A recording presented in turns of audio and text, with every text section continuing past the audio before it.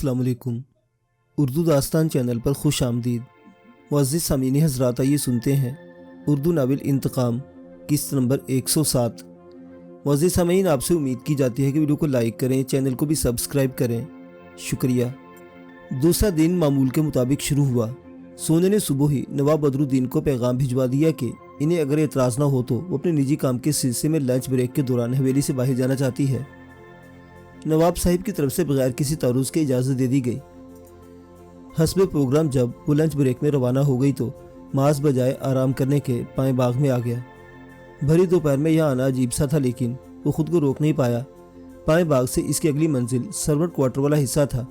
वहाँ हस्बे साबिक सन्नाटा छाया हुआ था, लेकिन आज इसे ये सन्नाटा अजीब नहीं लग रहा था, क्योंकि वो जान गया था कि मुलाजमीन को अपने अहले खाना को साथ रखने की इजाज़त नहीं थी और वो खुद अपनी मुलाजमत पर मौजूद होते होंगे। ये सर्वेंट क्वार्टर बस आराम के लिए ही इनके इस्तेमाल में रहते होंगे, इसलिए यह शोर शराबे का सवाल ही पैदा नहीं होता था। वो बाकी क्वार्टर्स पर सरसरी नज़र डालता हुआ उस क्वार्टर के सामने आ ठहरा जहाँ कल दो अफराद के दरमियान होने वाली गुफ्तगू सुनी थी। क्वार्टर का दरवाज़ा अंदर से बंद था, जिसका मतलब था कि रहायशी अंदर ही मौजूद है। इसने कुछ सोचते हुए दरवाजे पर दस्तक दी। कौन है जी? आ रहा हूँ। अंदर से कदरे तोक्कू के बाद जवाब दिया गया और फिर किसी के दरवाजे की तरफ आते कदमों की आवाज़ सुनाई दी।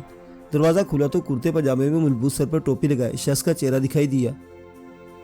वो उन दोनों में से एक था जिन्हें कल इसने बुर्जी की तरफ से आते देखा था। जी मियाँ, आप कौन हैं? एक अजनबी को सामने खड़े देखकर इसने हैरत से पूछा। अब तक इसकी आवाज़ से माज अंदाज़ा लगा चुका था कि ये वही है जो कल छुट्टी पर जाने के लिए बेचैन हो रहा था।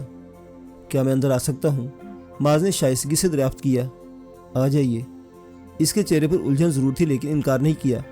इतनी तो इसे समझ थी कि माकूल हुलिये में हवेली के अंदर पाया जाने वाला शख्स कोई मुअज़्ज़ज़ हस्ती है। किसी गैर मुतल्लिका शख्स के हवेली में यूँ आज़ादाना घूमने का सवाल ही पैदा नहीं होता था। मुआवज़ा चाहता हूँ, मैंने आपकी इबादत में खलल डाला। अंदर पहुँचकर इसने कमरे के कोने में बिछी जानमाज़ देखी तो समझ गया कि वो शख्स नमाज़ पढ़ रहा था। शायद इसी वजह से इसे दस्तक का जवाब देने में भी कुछ वक्त लगा था। कोई बात नहीं जनाब, बस सलाम फेरने इच वाला था।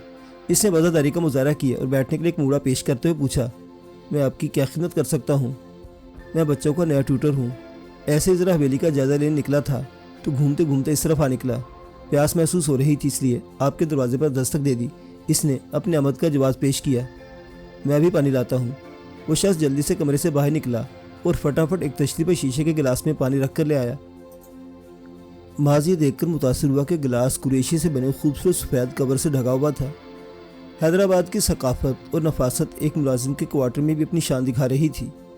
नवाजिश, इसने शुक्रिया के साथ गिलास थामा और एक घूंट भरकर इधर उधर देखते हुए पूछा, आप यहाँ अकेले रहते हैं? एक साथी और है, इस वक्त ड्यूटी पर गया हुआ है। मेरी तबीयत थोड़ी ख़राब थी, इसलिए इधर ही रुक गया। यहाँ बहुत खामोशी है। क्या आप लोगों की फैमिलीज़ नहीं रहती?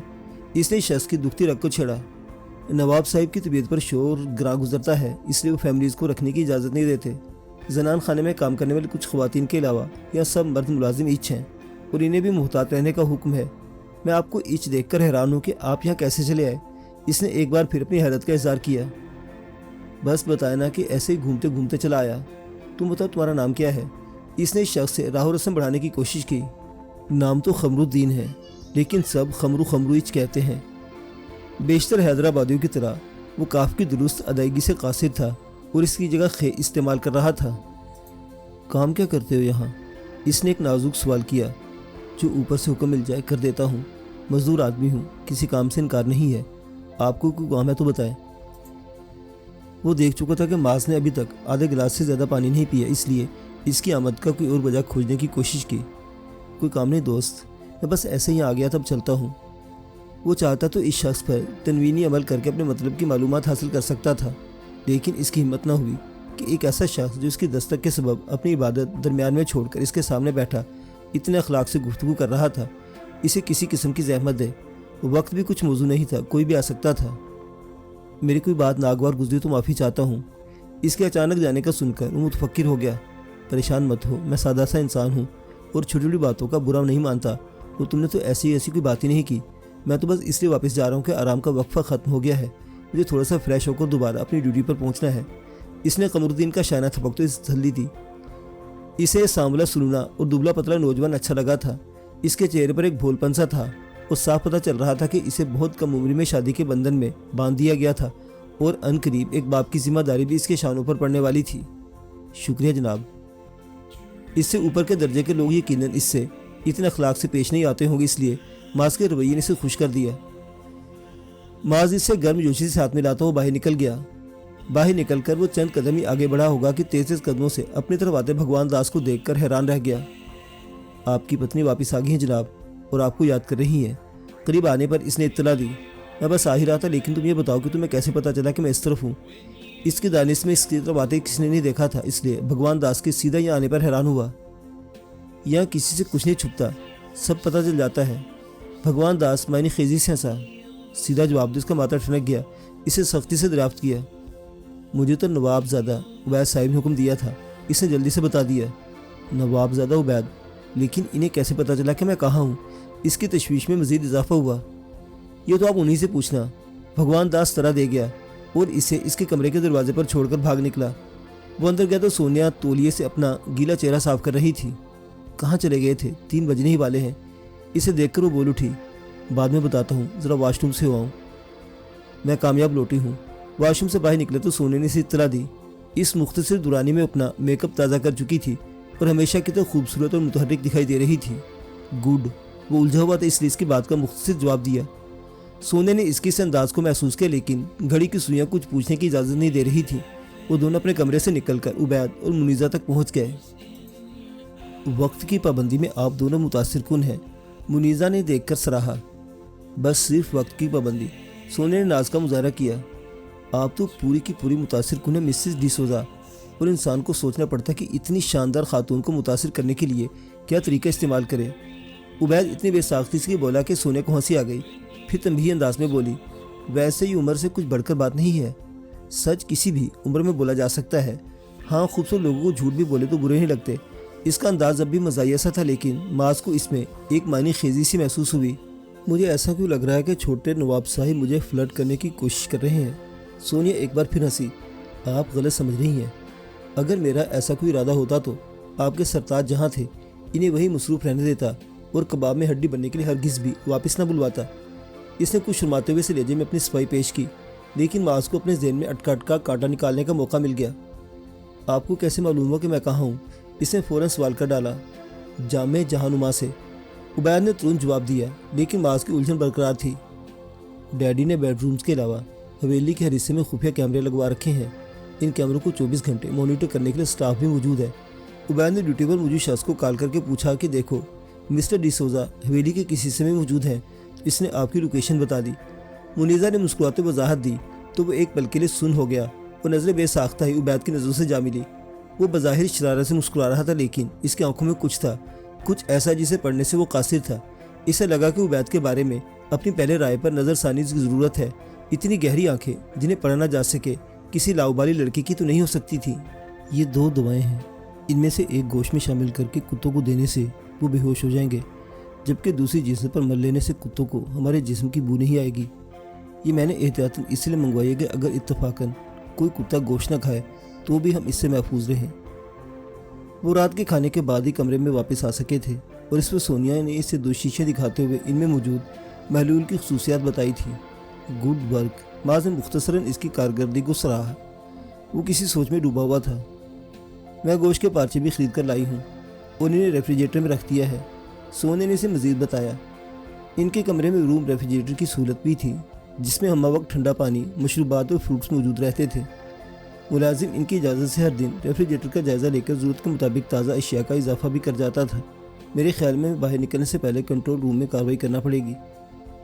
اس صورت میں معاملہ بڑھ جائے گا اور ہم پر لازم ہوگا کہ ہم ایک ہی رات میں سب کو نمٹا کر یہاں سے نکل جائیں، اور صورتحال یہ ہے کہ ہمیں ابھی یہی کنفرم نہیں ہے کہ عالم شاہ اور سرمد کو کہاں رکھا گیا ہے۔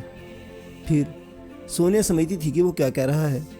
کنٹرول روم میں کارروائی، کتوں کی بے ہوشی اور تہہ خانے کے محافظوں سے نمٹنے جیسے مشکل کام انجام دینے کے بعد بھی اگر وہ عالم شاہ اور سرمد تک نہ پہنچ پاتے تو ایک طرف ان کی ساری محنت ضائع ہو جاتی اور دوسری طرف حویلی میں رہنے کی گنجائش بھی ختم ہو جاتی، کیونکہ یہ ممکن نہیں تھا کہ اتنا سب کچھ ہونے کے بعد وہ کسی کی نظر میں نہ آ پاتے۔ میرے ذہن میں ایک ترکیب آئی ہے، بتاؤ۔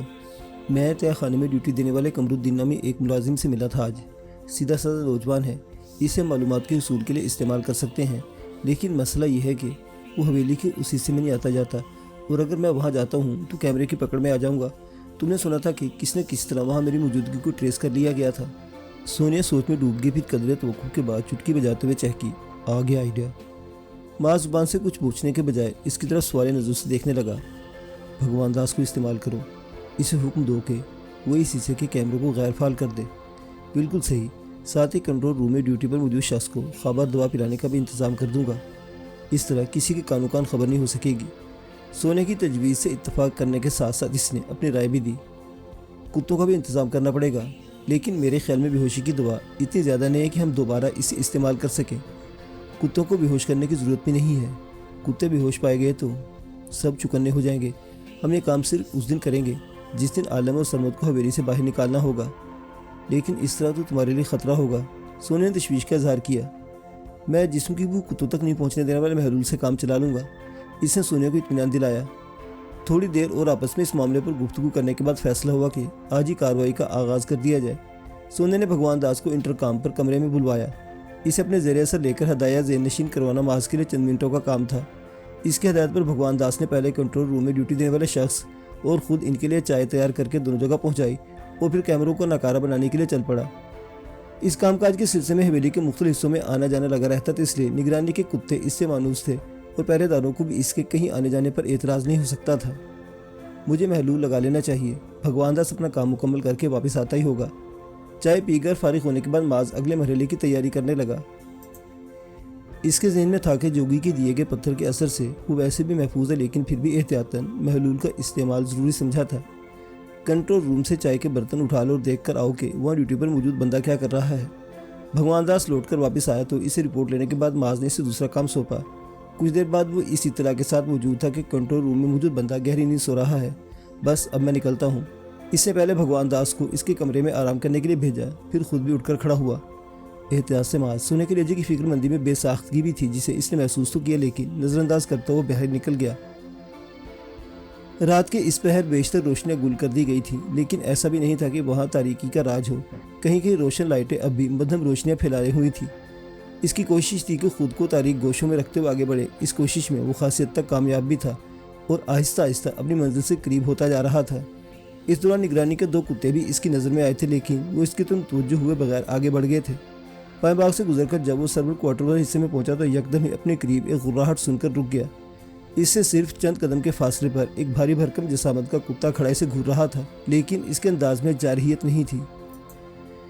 معاذ نے آہستہ سے اسے پچکارا تو وہ مزید قریب چلا آیا۔ مجھے جانے دو دوست، میرے جانے سے تم پر کوئی آنچ نہیں آئے گی۔ بس اتنا ہوگا کہ دو بے قصور اور مظلوم انسانوں کی زندگیاں مزید خراب ہونے سے بچ جائیں گی۔ کتے کے سر و پیٹھ پر دوستانہ انداز میں ہاتھ پھیرتے ہوئے وہ یوں اس سے مخاطب تھا جیسے اس کی بات سمجھ سکتا ہو۔ ایک آدھ منٹ اسی طرح اس کے جسم پر ہاتھ پھیرنے اور اس سے سرگوشی میں گفتگو کرنے کے بعد اس نے یوں اس کی پشت پر تھپکی دی جیسے اسے وہاں سے جانے کا کہہ رہا ہو۔ کتے نے تھپکی کا مطلب سمجھا اور خاموشی سے ایک طرف دوڑ گیا۔ اس مصیبت سے جان چھوٹ جانے پر وہ دوبارہ حرکت میں آ گیا۔ اگر کتا محبت کی زبان نہ سمجھتا تو مجبوراً اسے پنڈلی سے بندھا خنجر نکالنا پڑتا۔ قمرالدین والے کوارٹر کے سامنے پہنچ کر اس نے چند لمحے ارد گرد کی سنگن لی، پھر دروازے پر ہلکا سا دباؤ ڈال کر اسے چیک کیا۔ دروازے کے اندر سے کنڈی لگی ہوئی تھی۔ اس نے ایک لمحے کے لیے سوچا، پھر کھڑکی کی منڈیر پر پیر جما کر پہلے چھجے پر چڑھا اور وہاں سے چھت پر پہنچ گیا۔ چھت سے کوارٹر کے سین مختصر سین میں کود جانا اس کے لیے کوئی بڑی بات نہیں تھی۔ خوش قسمتی سے اس طرف کھلنے والا کمرے کا دروازہ اندر سے بند نہیں تھا۔ وہ محتاط قدموں سے کمرے میں داخل ہوا اور اپنے اپنے بستر پر گہری نیند میں ڈوبے دو نفوس کو زیرو پاور کی بلب کی روشنی میں غور سے دیکھا۔ ان میں سے ایک قمرالدین تھا جبکہ دوسرا اس کے مقابلے میں پختہ عمر کا اور مضبوط کاٹھی کا مرد تھا، اور وہ اس مرد کے قریب گیا۔ پھر اس کا ہاتھ تیزی سے حرکت میں آیا۔ اس شخص کو حالت نیند میں بے ہوشی میں پہنچا کر وہ اطمینان سے قمرالدین کی طرف متوجہ ہوا اور بازو کو دھیرے سے ہلاتے ہوئے اس کے نام سے پکارا۔ کون؟ کیا ہوا؟ وہ کچھ ہڑبڑا کر نیند سے جاگا، لیکن معاذ نے اسے زیادہ دیر سنبھلنے کا موقع نہ دیا۔ کچھ ہی دیر میں اسے اپنے ڈھب پر لا کر اس سے مطلوبہ معلومات حاصل کر رہا تھا۔ قمرالدین سے اسے جو معلومات حاصل ہوئی ان کے مطابق تہہ خانہ دو حصوں میں منقسم تھا۔ ایک حصے میں نواب بدرالدین کے ماتوب افراد کو باقاعدہ سلاخوں کے پیچھے باندھ کر رکھا جاتا تھا اور ان کے جرم کی نوعیت کے اعتبار سے مختلف سزائیں دی جاتی تھیں۔ معمولی سزا کے حقدار افراد سے ہلکی پھلکی مشقت کا کام لیا جاتا تھا، جن میں کھانا پکانا، تہہ خانے کی صفائی کرنا، برتن اور کپڑے دھونا جیسے کام شامل تھے۔ معمول کے ان کاموں کے لیے تہہ خانے میں باقاعدہ انتظامات موجود تھے۔ قمر الدین اور اس کے ساتھی کی ذمہ بس اتنا کام تھا کہ وہ باقاعدگی سے ضرورت کی تمام اشیاء وہاں پہنچاتے رہیں، وہ تہہ خانے کی صفائی اور وہاں موجود افراد کی حالت کا اچھی طرح جائزہ لیں۔ کسی کمی بیشی کی صورت میں انہیں ذمہ داران کو اپنی صوابدید پر سزا سنانے کا بھی اختیار حاصل تھا۔ سزا پر عمل درآمد وہاں موجود نگرانوں کی ذمہ داری تھی۔ یہ نگران سخت معطوب قیدیوں کو بھی روزانہ کی بنیاد پر دی جانے والی سزاؤں پر عمل درآمد کرتے تھے۔ کچھ قیدیوں کو روزانہ مخصوص تعداد میں کوڑے لگائے جاتے تھے، کچھ کو چھت سے الٹا لٹکا دیا جاتا تھا، کچھ کے جسم کے کسی حصے پر معمولی سا کٹ لگا کر اس پر نمک چھڑک دیا جاتا تھا۔ غرض عجیب و غریب سزائیں تھیں جو نواب صاحب کی طرف سے تجویز کی گئی تھی اور ان پر پابندی سے عمل ہوتا تھا۔ قیدیوں کے علاوہ تہہ خانے کے دوسرے حصے میں کچھ پناہ گزین بھی موجود تھے۔ ان کی حیثیت باقاعدہ قیدیوں جیسی نہیں تھی، لیکن انہیں تہہ خانے سے باہر آنے کی بھی اجازت نہیں تھی۔ ان افراد سے کسی قسم کی مشقت نہیں لی جاتی تھی اور ان کے تمام کام بھی قیدی کو ہی انجام دینے ہوتے تھے، لیکن وہ اپنی ذاتی صفائی اور صحت کا خیال رکھنے کے پابند تھے۔ ان کے لیے مخصوص اوقات میں ورزش کرنا بھی لازم تھا اور آناکانی کرنے والے سے کوئی روایت نہیں کی جاتی تھی۔ ان افراد کو ان کی خواہش پر وقت گزاری کے لیے کتابیں اور انڈور گیمز بھی فراہم کیے جاتے تھے۔ ان دو افراد میں سے کسی کو تم نے تہہ خانے میں دیکھا ہے؟ ابتدائی معلومات حاصل کرنے کے بعد اس نے اپنے موبائل کی اسکرین پر قمر الدین کی نظروں کے سامنے کر کے اس سے پوچھا۔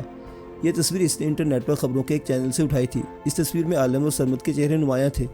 جی ہاں، یہ دونوں پناہ گزینوں میں شامل ہیں اور بہت ہی اچھے اور شریف لڑکے ہیں، لیکن پچھلے دن انہوں نے کوشش کی تھی کہ تہہ خانے سے باہر نکل بھاگ جائیں۔ تب سے نواب صاحب ان کے پیروں میں بیڑیاں ڈلوا دیے ہیں۔ قمر الدین کی طرف سے کی گئی تصدیق پر اس کا دل بلیوں اچھلنے لگا۔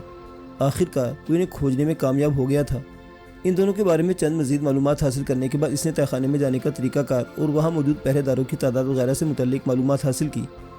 تمام ضروری معلومات کے حصول کے بعد جب وہ واپس لوٹا تو کامیابی کی خوشی سے سرشار تھا۔ اس خوشی میں جلدی سونیا کو ساری تفصیلات سے آگاہ کرتا چلا گیا۔ کیا بات ہے، تم کو رسپانس کیوں نہیں دے رہی؟ اتنا سب کچھ سن کر بھی سونیا سنجیدہ تاثرات کے ساتھ بیٹھی رہی تو اس نے تشویش سے پوچھا۔ میرے پاس ایک بری خبر ہے۔ کیسی بری خبر؟ سجل تو ٹھیک ہے۔ وہ اپنے سارے قریبی رشتوں کو کھو چکا تھا، اس لیے بری خبر کے ساتھ دھیان سب سے پہلے سجل کی طرف گیا۔ وہ ٹھیک ہے، لیکن اس کی حفاظت کے لیے اسے کسی دوسرے محفوظ مقام پر منتقل کرنا ضروری ہو گیا ہے۔ اگر اس کام میں دیر ہوئی تو اس پر بھی مصیبت آ سکتی ہے۔ ہوا کیا ہے؟ تم مجھے بتاتی کیوں نہیں ہو؟ وہ جھنجھلایا۔ میڈم ایکس کے ساتھی رادھا دیوی اور کالے خان تک پہنچ گئے ہیں اور اس وقت وہ دونوں ان کے قبضے میں ہیں۔ اس نے معاذ کی سماعتوں میں بم پھوڑا۔ تمہیں کیسے پتہ چلا؟ وہ بے قرار ہوا۔ میرے رابطے ہیں۔ ویسے بھی ابھی میں نے میڈم سے علیحدگی کا اعلان نہیں کیا ہے، اس لیے مجھے کوئی اطلاع ملنا بڑی بات نہیں ہے۔ وہ دونوں میرے محسن ہیں، مجھے ان کے بچاؤ کے لیے کچھ کرنا ہوگا۔ وہ اٹھ کر ٹہلنے لگا۔ ان سے پہلے تمہیں سجل کو شفٹ کرنا پڑے گا۔ ان دونوں کو اٹھانے کا مقصد محض تم تک پہنچنا ہے۔ جب رادھا اور کالے خان تمہارا پتہ نہیں بتا پائیں گے تو تم پر دباؤ ڈالنے کے لیے سجل تک رسائی حاصل کرنے کی کوشش کی جائے گی۔ گل خان کے بارے میں کیا اطلاع ہے؟ وہ یکدم سجل کے بارے میں کوئی فیصلہ نہیں کر سکتا تھا۔ اسے ابھی سونیا پر مکمل اعتماد نہیں تھا اور کچھ نہیں کہہ سکتا تھا کہ کہیں اس نے ہی اس سے سجل کا پتہ حاصل کرنے کے لیے یہ ترکیب نہ لڑائی ہو۔ گل خان کون؟ رادھا دیوی کی کوٹھی پر ملازم تھا، گارڈ کم کک سمجھ لو۔ اوہ، سونیا چونکی۔ مجھے معلوم ہے کہ کوٹھی میں داخل ہونے والوں کو مزاحمت کا سامنا کرنا پڑا ہے۔ شاید یہ اسی گل خان کا کارنامہ ہو، لیکن مجھے اس کے بارے میں تفصیل معلوم نہیں۔ ہمیں واپس دہلی جانا ہوگا، وہاں ہماری ضرورت ہے۔ میں اس کا مشورہ نہیں دوں گی۔ سونیا نے اس کی تجویز رد کی۔ کیوں؟ وہ چڑھا۔ ہو سکتا ہے اس حرکت کے پیچھے مقصد ہی تمہیں سامنے لانا ہو۔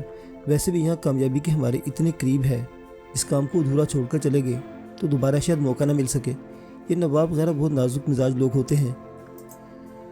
آزمائشی عرصے میں ہی ہماری طرف سے کسی قسم کی کوتاہی ہم سے یہ موقع چھین سکتی ہے۔ اس نے معاذ کو سمجھانا چاہا۔ نواب صاحب سے کوئی معقول بہانہ بنا کر رخصت لی جا سکتی ہے۔ ویسے بھی عالم اور سرمد یہاں کسی بڑی پریشانی میں مبتلا نہیں، لیکن رادھا اور کالے خان کو معلومات کے حصول کے لیے بدترین تشدد کا نشانہ بنایا جا سکتا ہے۔ وہ سونے کے دلیل سے قائل نہیں ہوا۔